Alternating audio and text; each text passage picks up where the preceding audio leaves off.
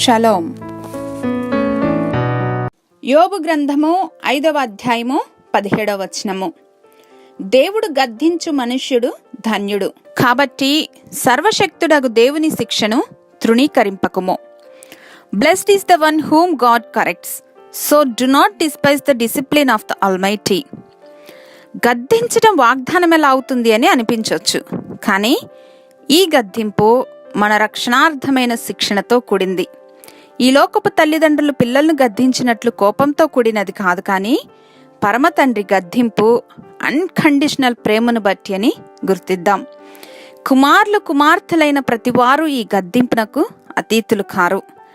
దేవుని శిక్షణలో ఉన్నామంటే అదే ఎవిడెన్స్ మనం దేవుని ప్రణాళికలో ఉన్నామని. డిసిప్లిన్ అంటేనే training. God is training us to become like Jesus and walk in his ways.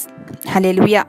కానీ ప్రస్తుతమందు సమస్త శిక్షయు దుఃఖకరంగా కనపడుతుందే కానీ సంతోషకరంగా కనపడదు. అయినను దాని యందు అభ్యాసము కలిగిన వారికి అది నీతి అను సమాధానకరమైన ఫలమిచ్చును అని చెప్తున్న హెబ్రీ గ్రంథకర్త ద్వారా దేవుని యొక్క ప్రోత్సాహమును బట్టి శిక్షణలో తర్ఫీదు పొందుదాం. హల్లెలూయా. మహాఘనుడైన మా తండ్రి, మీ ప్రేమపూర్వకమైన గద్దింపుకు లోబడి మీ కృపకు మమ్మను అప్పగించుకునే జ్ఞానమును అనుగ్రహించమని యేసు నామములో ప్రార్థించి పొందుకుని మా ప్రియ పరలోకపు తండ్రి.